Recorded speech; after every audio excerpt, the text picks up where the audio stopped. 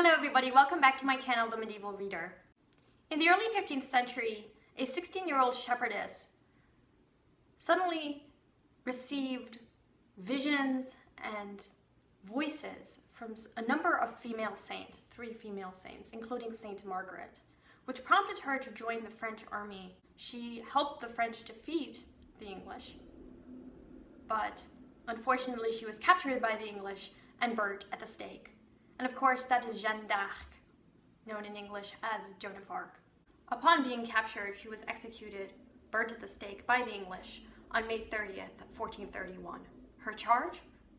Heresy. Although the story of Joan of Arc is often presented as a story of people burning a woman at the stake for witchcraft, the official reason why she was burnt at the stake was heresy. She was a heretic because she dressed as a man. Canon law condemned transvestism, particularly of women who would disguise themselves as men. And yet, there is something surprising about Joan of Arc's execution, considering that there was widespread veneration of transvestite saints all through late antiquity and the Middle Ages. Saints Eugenia, Marina, Pelagia, these were all women.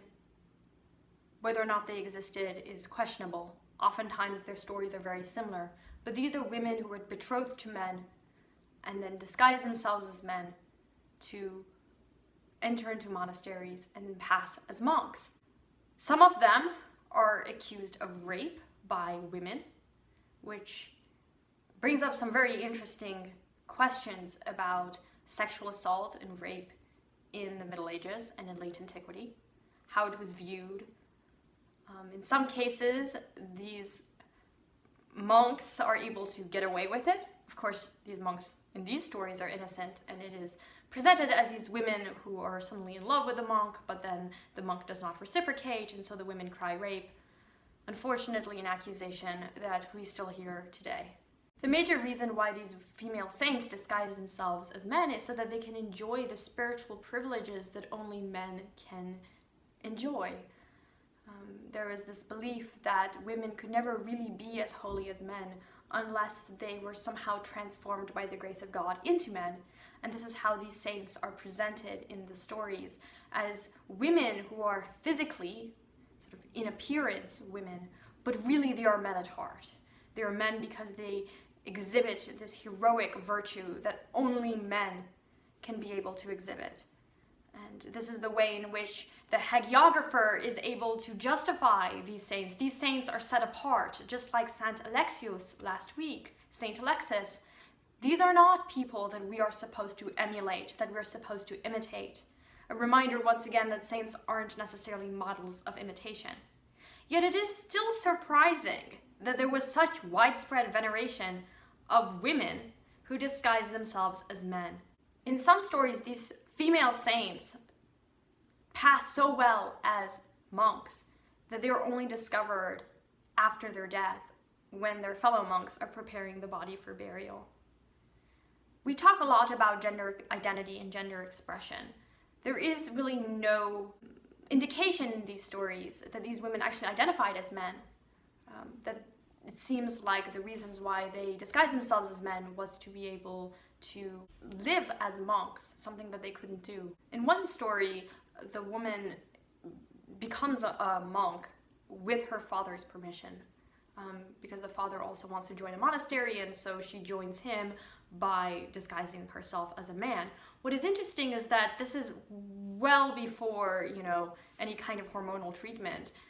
So you have women who are able to pass as men simply by cutting their hair or by dressing as men. And this topic is beautifully described in the book Clothes Make the Man by Valerie Hotchkiss, which I will link below. It's a great book about gender identity in the Middle Ages, and particularly transvestism and how transvestism was viewed in the Middle Ages. There are a number of chapters dedicated to transvestite saints. In the case of Saint Eugenia, for example, according to the 13th century Golden Legend by Jacobus de Voragine, which I mentioned last week, the abbot who accepts Eugenia, who goes by the name of Eugenius, these are all supposed to be Roman saints, Roman Christian saints, that the abbot actually learns in a dream that Eugenia is actually a woman, and still accepts her anyway. Eugenia is confronted by Helenus, who is her abbot, who learns in a dream that Eugenia is a woman, and here's what happens.